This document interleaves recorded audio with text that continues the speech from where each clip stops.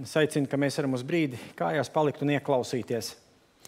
Ieklausīties Dieva vārdā, kas mums šajā vakarā būs par tādu pamatu kopīgām pārdomām no Mateja 26, no 20. līdz 30.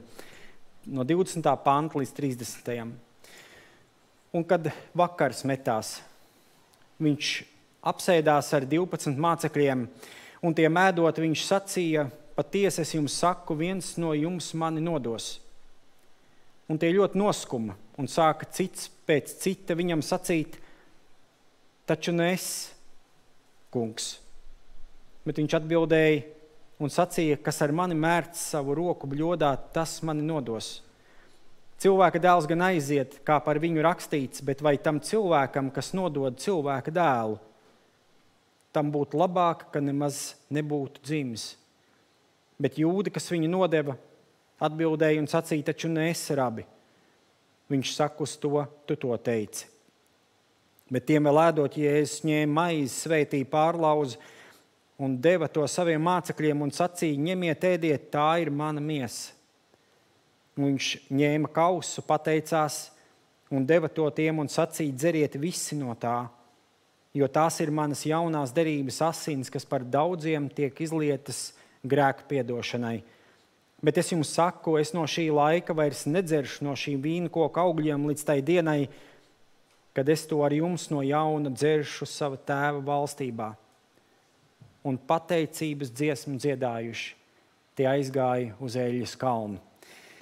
Debes Tēvs, paldies par tavu vārdu. Paldies, Kristu, ka tavs vārds joprojām ir patiesība. Svētī savu patiesību, svētī savu vārdu pie mūsu sirdīm, ka tas kļūst par dzīvību mūsos. Svētī savu kalpu. Paldies par šo iespēju, kad es varu būt tavā draudzē un sludināt tavu svēto vārdu. Lieto man tavam godam, pestītāji, lai tavs vārds top godā celts mūžīgi. Jēzus tavā vārdā. Āmen. Variet apsēsties.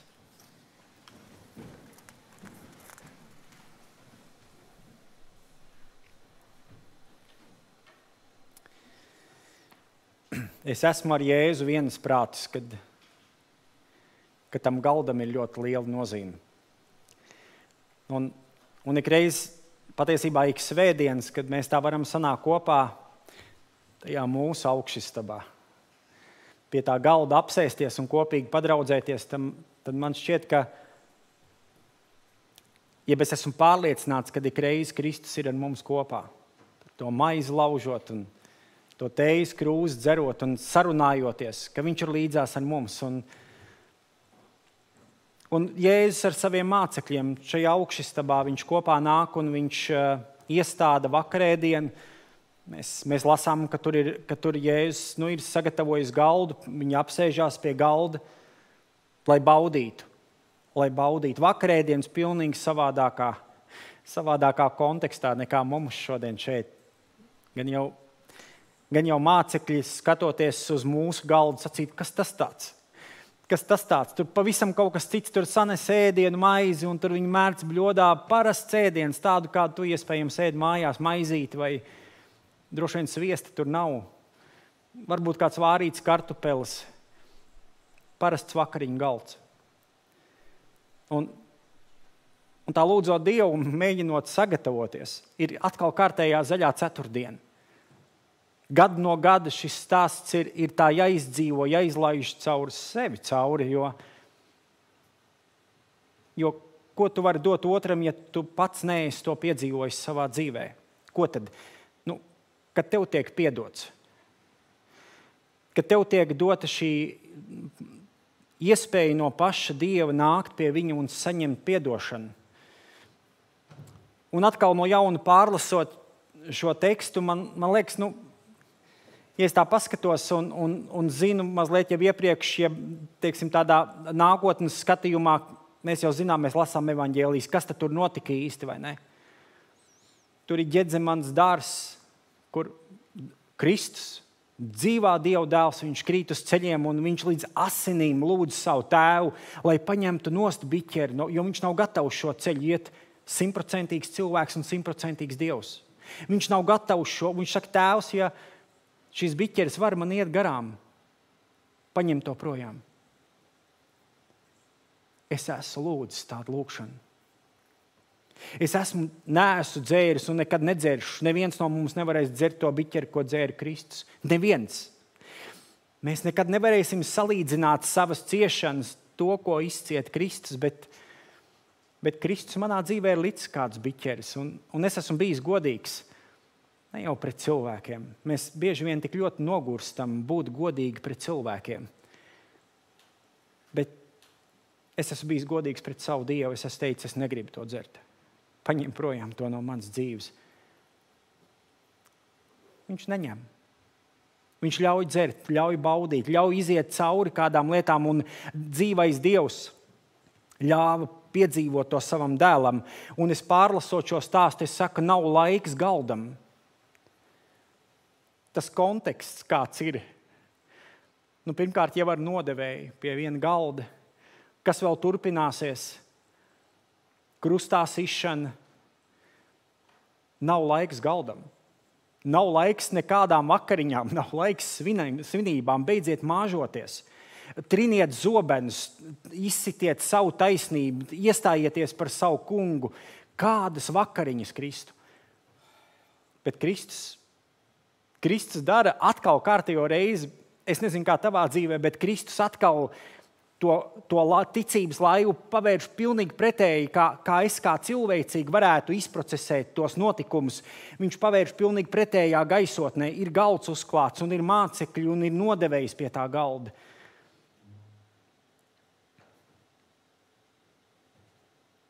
Un Jēzus atklās savu nodevēju. Es tā par šo stāstu domājot, par šo notikumu domājot, man likās,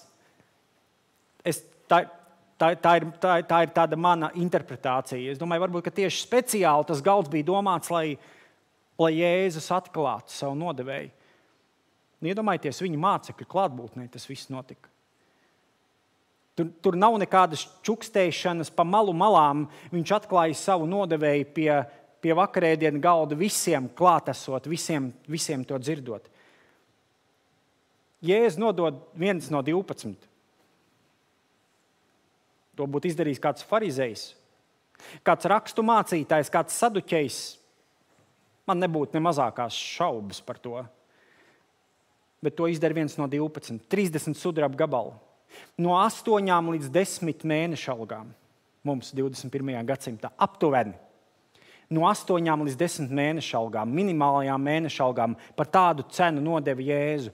30 sudraba gabalu tajā laikā.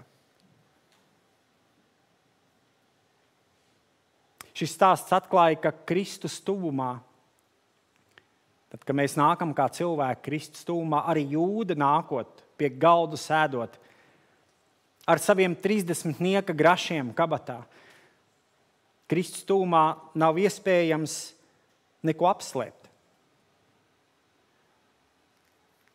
Un es jums atklāšu vienu patiesību par sevi, ka ir reizes, ka man tas ļoti biedē.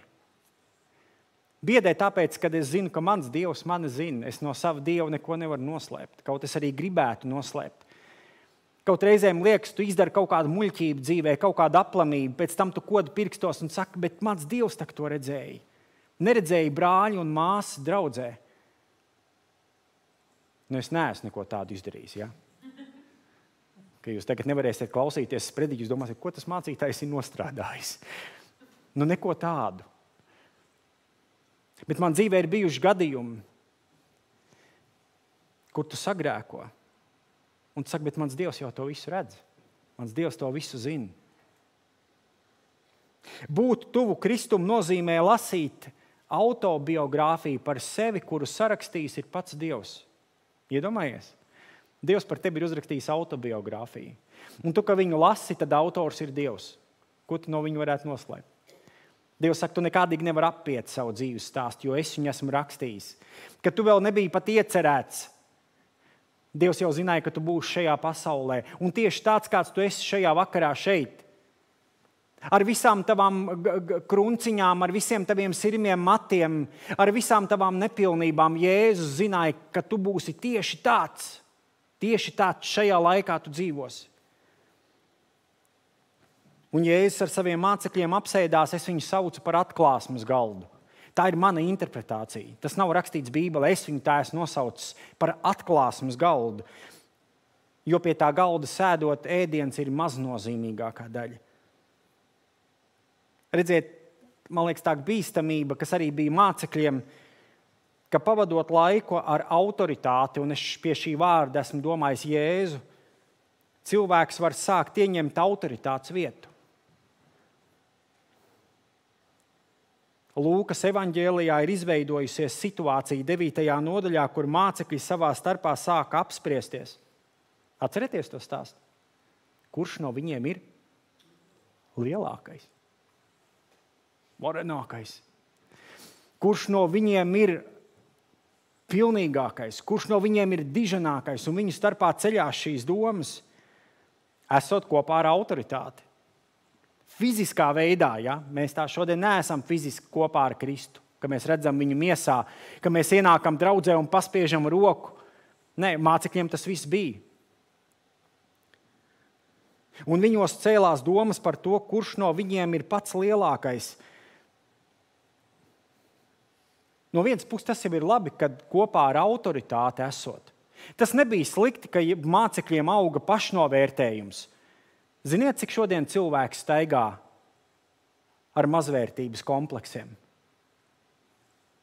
Tu esi viens no viņiem. Kurš ir piebāzts ar mazvērtības kompleksiem? Es zinu, ka jūs neviens te neatzīsieties tagad, bet es zinu, ka esat. Jo arī man ir mazvērtības kompleksi. Un mēs reizēm nostājamies pēc pretīm spogulim ik rītu. Un ziniet, ko mēs darām? Mēs pasakām, ka Dieva radītais šedevrs nav izdevies. Ka tas, ko Dievs ir radījis, tas nav izdevies, tas ir bijis slikts. Tur tas pa lielu, tas pa tievu, tas par esnu, tas par šķību. To vajadzētu iztaisnot. To vajadzētu izlīdzināt. Un tas, ko mēs izdarām, mēs pasakām, ka Dievs ir radījis neveiksmīgu mākslas darbu, jo tu esi mākslas darbs. Un tas, ka mācekļiem auga pašnovērtējums, kopā ar autoritāti, no vienas puses tas ir labi. Vai tad mums šodien, mēs jau esam latviešu tauta. Ziniet, ko dara latvieši? Latvieši vienmēr ir pieraduši ar līku muguru staigāt. Es domāju emocionāli un garīgi, jo līkāk muguri, jo es esmu latviskāks. Ar Kristu tā nav. Kristus liek mums iztaisnoties. Kristus saka, pacel galvu uz debesīm, es tur esmu, es esmu kopā ar tevi. Visas tavas nepilnības, kas tev bija, es viņas laboju laukā, jo es tevi mīlu kā savu bērnu. Ziniet, kur ir bīstamība? Bīstamība ir tajā, ka var saslimt ar augstprātības epidēmiju. Mums nav jāstaigā līkām mugurām tikai tāpēc, ka mēs esam latvieši un mūsos ir ļoti daudz mazvērtības komplekss, bet bīstamība ir saslimt ar augstprātības epidēmiju. Un ko es gribu pateikt, ka tam ir vajadzīgs veselīgs balanss. Ziniet, kas ir balanss? Ne tas, ko tavs kaimiņš saka. Ne tas, ko tavs draudzes loceklis saka. Veselīgais balanss ir Dieva vārds, mīļie draugi. Vienmēr un visos laikos. Ja tu jūti savā sirdī, ka tu kāp par augstprātības kāpnēm, tad atšķir Dieva vārdu un Dieva vārds tev, jo tas ir spogulis tavai un manai dzīvei. Tomēr Jēzus ir tā persona, kurā atklāja, kas ir cilvēkā. Viņš pazina cilvēka sirdi. Jūs tagad domājat, Raivi, tu lieto pagātnes formu.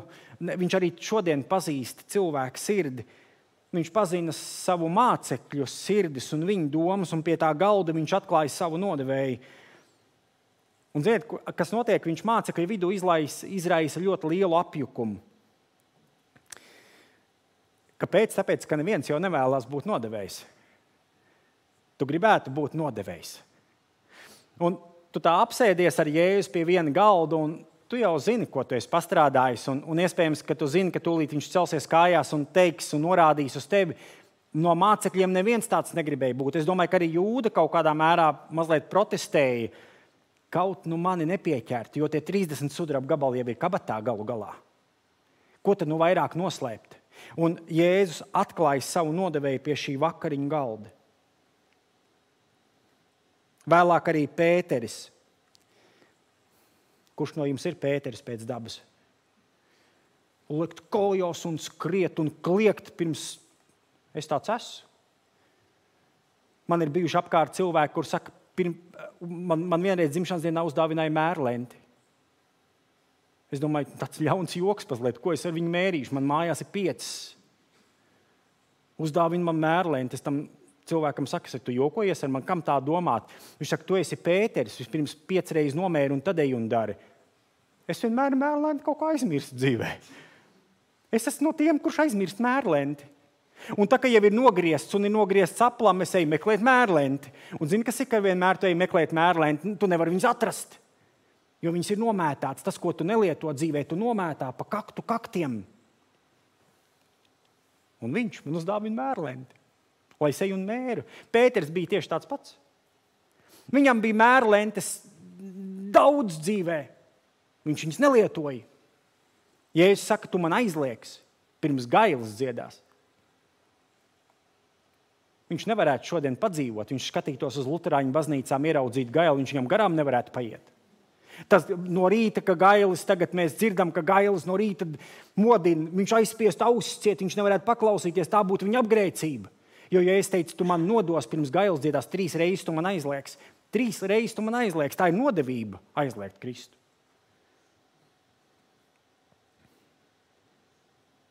No cita skatu punkta skatoties, Jēzus rīkojās tā, kā viņš savādāk nevarēja rīkoties. Ziniet, kāpēc? Tāpēc, ka mums cilvēkiem ir plāns B dzīvē. Tas Pēteris, kurš dzīvo ir plāns A, tas ir mūsu ideālais plāns, ja mums viss dzīvē izdodas un nostrādā.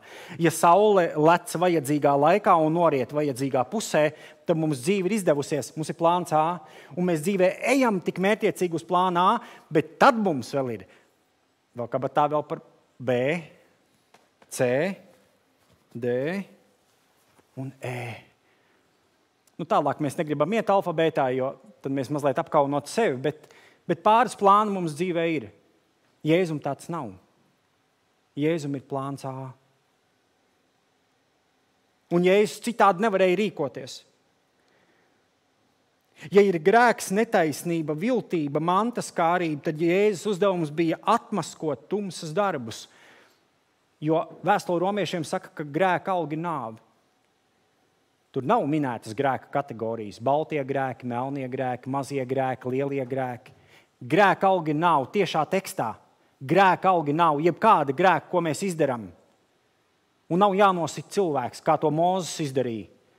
Kad tu savās domās notiesā savu brāli vai māsu, vai tu savās domās pasaki muļķis, tāds neēdz, neko nav no dzīves, tu jau esi pārkāpis. Jēzus iet tālāk, Jēzus saka, ja tu iekāro sievieti tikai ar acīm, tu jau esi pārkāpis, tu jau esi grēkojis. Un reizēm liekas, kas šodien var Dievu priekšā vispār pastāvēt? Neviens. Mēs neviens nespējam izpildīt šīs prasības, ja mums nav Kristus šodien. Mēs visi izgāžamies, pieceļoties no rīta no gultas. Izgāžamies ar mani tajā skaitā, ja mums nav Kristus.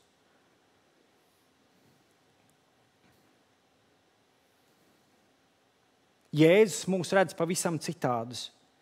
Tā ir mana pārliecība.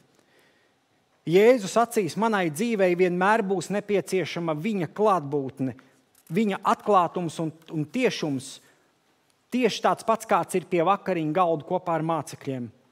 Un interesanti man šķiet fakts, ka Jēzus to visu paveic pārējo mācekļu klātbūtnē.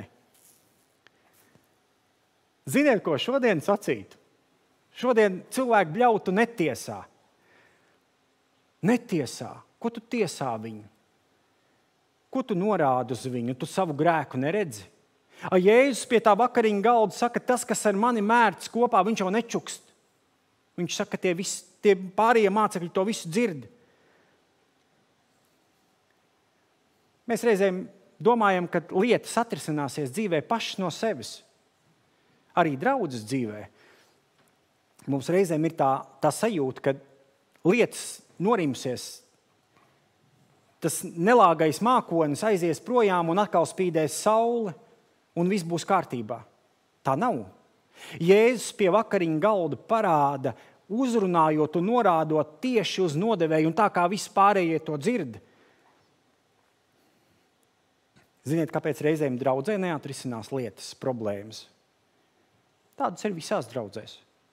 Visās ir mazākas un lielākas, bet visās draudzēs ir problēmas. Reizēm neatrisinās tā iemesla dēļ, ka nerunā. Ir bail runāt, ir bail tiesāt, ir bail norādīt, bet Jēzus to dara. Reizēm atrisinās lietas. Es esmu bijis piemērs tam, kad draudzēs samilzuši konflikti, paši nostājās savā norimstās viss. Un pat mācītājs neiejaucās tajā visā. Un ziniet, kas par vainu tam ir?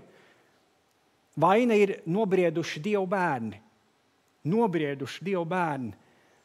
Tāds, kurš saka, es pie vakarēdienu nenākšu, kamēr es nebūšu piegājis pie tā brāla un pateicis, piedod man par to, ko es tev izdarīju. Tad mācītājiem nebija jāsit dunka sānos. Nekauņi celies kājā, tu tak nevari baudīt vakarēdienu, aizej un izlīgst mieru, lūdzu piedošanu. Nē, viņš pats no Dieva saņem, man ir jāiet un jāizlīgst miers. Un viss, un draudzē iestājās miers.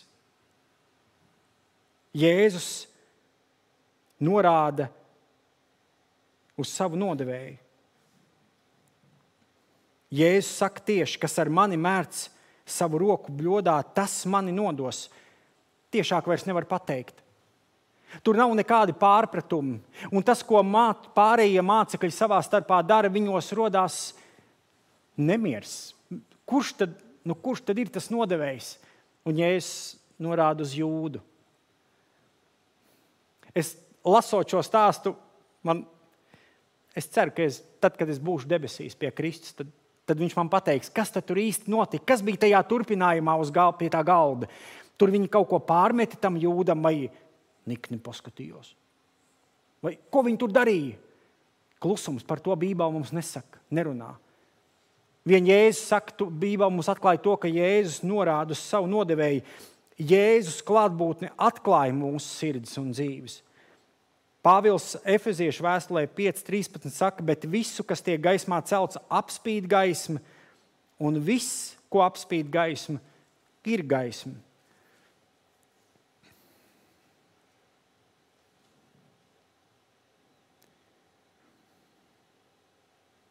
Ne jau viena vakarēdiena dēļ Jēzus atmasko Jūdu Iskariotu. Jēzum nevajag dzīvē īstie mirkļi, lai parādītu mums, kādi mēs patiesībā katrs esam. Viņam pietiek ar ikdienu. Jo paši no sevis mēs kā cilvēki mēs nespējam kļūt labāki. Tāpēc mums ir vajadzīgs Jēzus. Par to vakar atgādināja Amadejs Vadonis, sludinot evanģelizācijas dievkalpojumā. Tāpēc mums ir vajadzīgs Kristus, ka mēs nevaram no rīta piecelties un saņemties vai jauno gadu sagaidīt tad saspurojušies un sakot, šis gads būs jaudīgs gads. Kāpēc? Tāpēc, ka es to un to dzīves jomu izlabošu. Nestrādā. Bez Kristus tas nav iespējams izdarīt.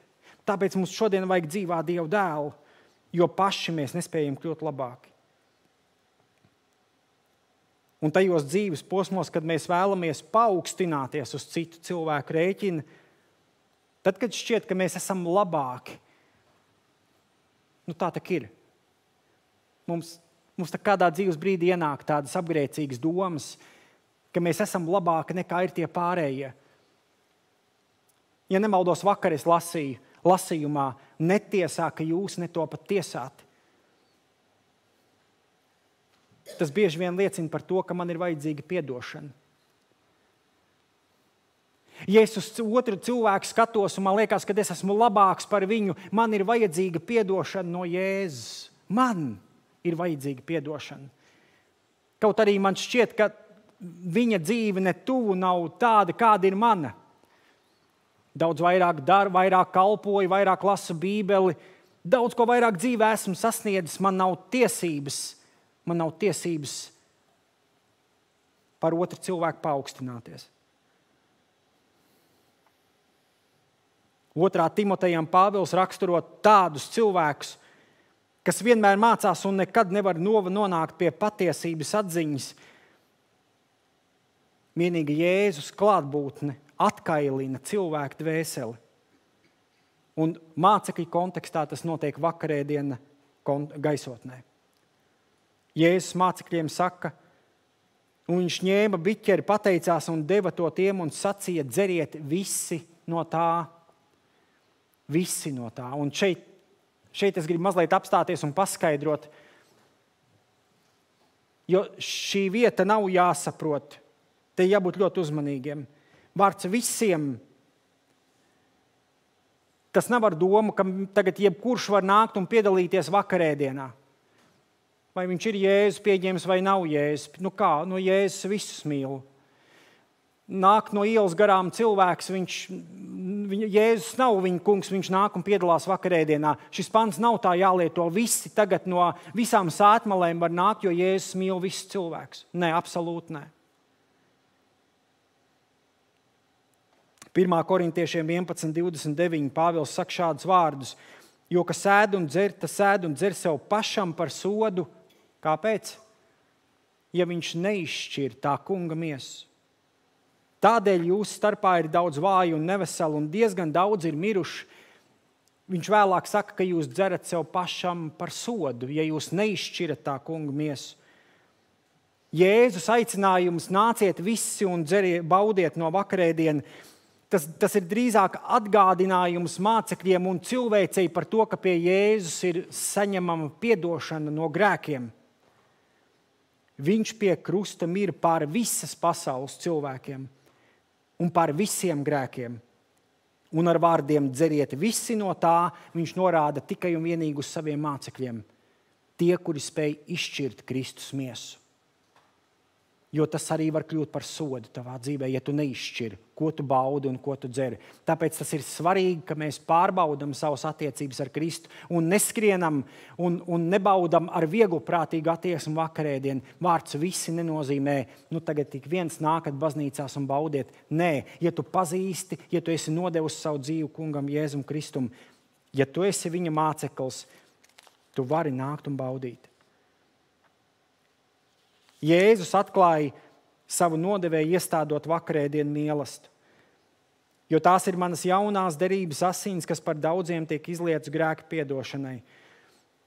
Jēzus vēlreiz atgādina, ka piedošana ir iespējama tikai un vienīgi caur viņu upuri, un ka cilvēks pie viņa nākot tiks atmaskots ar to domu, ka nekas nevar būt apslēpts Kristus klātbūtnē.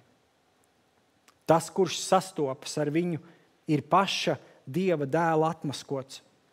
Jo tikai viņš ir spējīgs mūs padarīt par tādiem cilvēkiem, kādi mēs esam. Tikai Kristus upuris, viņa klātbūtne, viņa spēkā tu vari šo dzīvi nodzīvot pilnvērtīgāku, ne savā spēkā. Tāpēc noslēdzot, es gribu aicināt, ka mēs pieturamies pie tiem Kristus vārdiem, ja pie tāda brīdinājuma, ko viņš saka evaņģēlijos vairāk kārt. Viņš aicina būt nomodā. Būt nomodā. Kāpēc? Lai mūsu dzīves laikā, cik kungs tev ir devis mūžu gadus nodzīvot šeit pasaulē, lai neietu mazumā bijāšana no Kristus. Mēs uz kādiem cilvēkiem sakām, es tevi ļoti cienu. Jums tak ir tādi cilvēki, kurus tu cieni. Grieķu teksts lieto vārdu hebomai,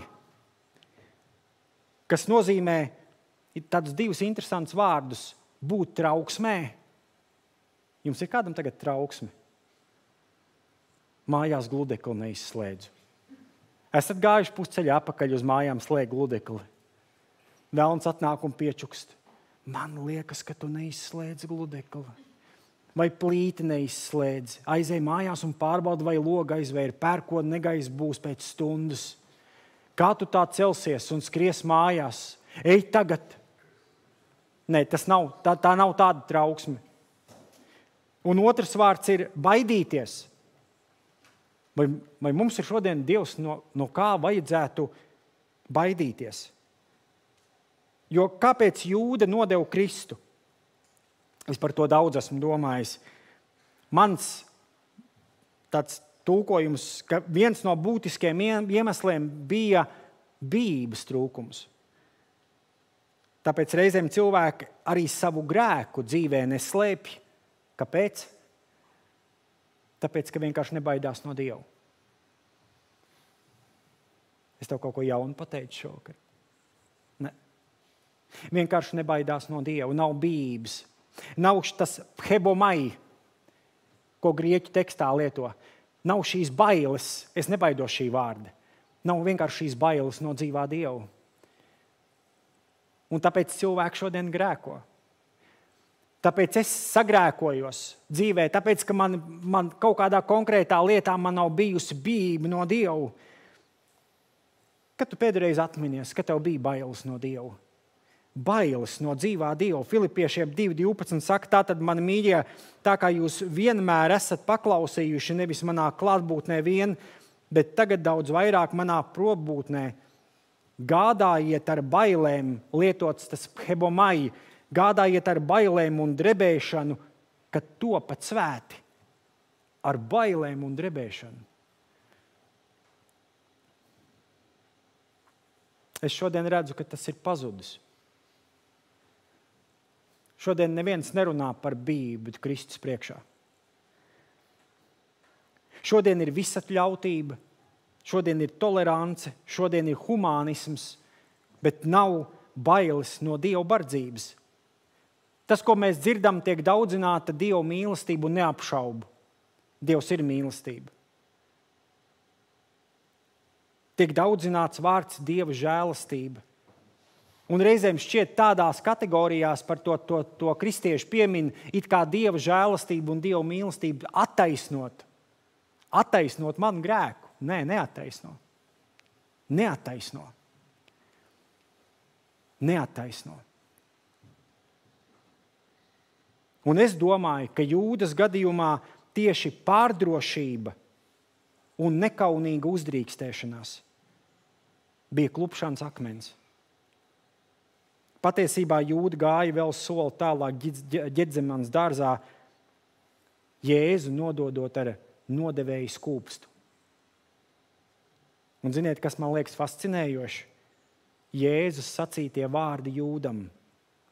Tad, kad Jūda pienāca pie Jēzus, ziniet, kāda bija noruna? Skūpsti to, kurš ir Jūdu ķēniņš. Un tad, kad Jūda pienāca pie Kristus Ģedzemanas dārzā, viņš apķērās un noskūpstīs ar nodevēju skūpstu savu kungu. Un ziniet, ko Jēzus atbildēja?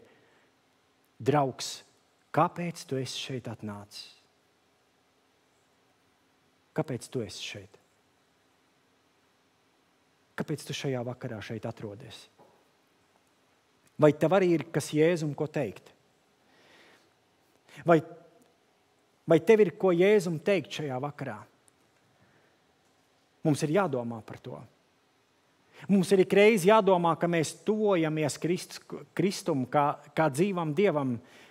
Ikreiz, kad mēs speram kāju dievnamā, kāpēc es šajā vakarā esmu šeit pie savu kunga? Jūdam bija mērķis un misija nodot viņu ar nodevēju skūpstu, bet Jēzus viņu nosauc par draugu. Es nekad to nevarētu izdarīt. Es jums atklāti saku. Man nav tāda sirds, kāda ir mana Dieva sirds. Un tā, kad tu nāc un atzīsties savos grēkos, mēs reizēm pārspīlējam. Mēs ejam mājās un rakstām uz lapiņas, ko tad es tagad esmu grēkojis. Tu nevari to uzrakstīt, netērē tinti. Ziniet, kā muitnieks lūdzu? Esi man grēciniekam žēlīgs. Un ja tas ir no sirds, tad viņš ir tev piedevis. Un viņš tev turpina saukt par draugu. Tevi. Mans mīļais draugs, kāpēc tu esi šeit? Un nākot pie vakarēdiena, pamēģini atbildēt uz to jautājumu. Es negribu pateikt, ka tu esi nodevējis. Ja vien tu pats par sevi tādu nenosauc. Ja vien tu kādos savas ticības ceļa gaitās neesi nodevis Jēzu ar kaut kādām savām darbībām, turot elku kabatā. Es nezinu, tev ir elki dzīvē. Saka, svētbildes nelietoja, liekas krustiņas nenēsāja ne ap kaklu, ne arī nausīs. Krucifiks mājās nepielūdz. Es nezinu, kas ir tavs augs. Varbūt cilvēki. Varbūt tu esi tik ļoti atkarīgs no cilvēkiem, ka tu nevari savu dzīvi vadot Jēzum Kristum. Iespējams. Bet Jēzus grib noskaidrot, kāpēc tu esi šeit. Un tad, kad tu tuvosies vakarēdienam, ko mēs arī pēc brīža baudīsim, pamēģini atbildēt. Kāpēc tu šovakar esi atnācis? Ko tev īsti vajag no viņa? Un zini, tu vari būt pārliecināts, ka viņš tev atbildēs. To, ko mēs lūdzam no Jēzuma, it īpaši, lai viņš nāk un izmeklē mūsu sirdi, tu vari būt gatavs, ka viņš iedos tev atbildi. Tikai dažkārt viņa ir nepatīkami dzirdēt. Jo tā atkailina, kas ir manī iekšā. Tā visu izliek uz galda, redzamā veidā. Jēzus saka, redz, kur ir, tu man prasīji. Tu man prasīji, lai parādi, kas ir šodien problēma manā dzīvē, ka es nevaru Jēzum atdot savu dzīvi. Cilvēki ir sev drēbes plēsuši, matus no galvas plēsuši. Pat Jēzu parāda, kāpēc es savu dzīvi sev nevaru nodot. Un Jēzus nāk un parāda. Kāpēc tu esi atnācis? Vai tu esi gatavs saņemt atbildi? Jo viņš atbildēs. Lūksim Dievu.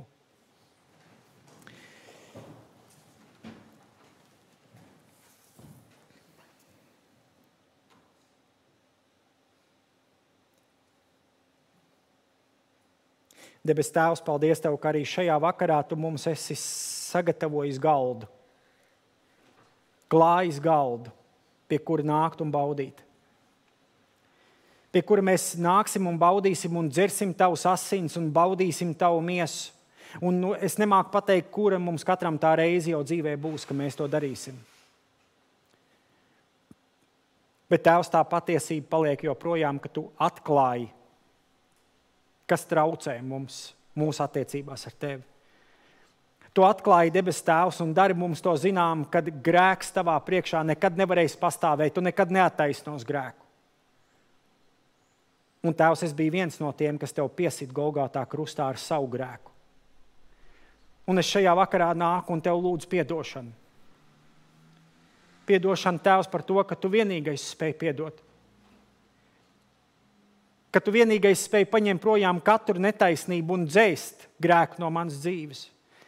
Ja vien tikai es atklājos Tev un neapslēpju Tev, Tēvs, tāpēc, ka Tu no manas mutes to gribi dzirdēt. Ka mēs atzīstamies savos grēkos. Tēvs, neviens to manā vietā nevar pateikt, kā vien es. Un Tēvs, lai es nepazustu šodien, lai es būtu pie Tevis mūžībā, lai es būtu pie tā kāzu mīlesta galda, Tēvs, piedod man. Piedod man brīži, kad es eju prom no Tevis. Piedod man brīži, kad es nesu savā sirdī rūgtumu uz cilvēkiem. Piedod, ka es nespēju piedot saviem tuviniekiem. Piedod Kristu. Jo man viņa ir vajadzīga. Man ir vajadzīgs Tavs apskāviens, Tavs tuvums. Man ir vajadzīgs tas, ka Tu man šodien nosauc par draugu. Jo dažkārt liekas pasaulē, ka neviena drauga vairāk nav palikuši. Bet Tēvs, Tu tāds esi. Tu esi Dievs mūsu dzīvē, kurš piedod un kurš pieņem mūs tādu, kādu mēs esam. Bet Tu mums neļauj aiziet tādu, kādu mēs esam atnākuši. Tēvs, svētī, ka mēs aizejam pārmainītāki, Tev līdzīgāki, ar izmeklētām un tīrām sirdīm. Bet tas tikai tāpēc, ka Tu ar savām asinīm esi izdzēsis parādu rakstu. Un paldies Tev, Tēvs, par šo piemiņas mīlestību galdu. Un paldies Tev par to, ka arī Tu šodien mūs aicini no tā baudīt. Tēvs, svētī, ka mēs to darītu ar patiesām sirdīm. Jēzus Tavā vārdā. Āmen.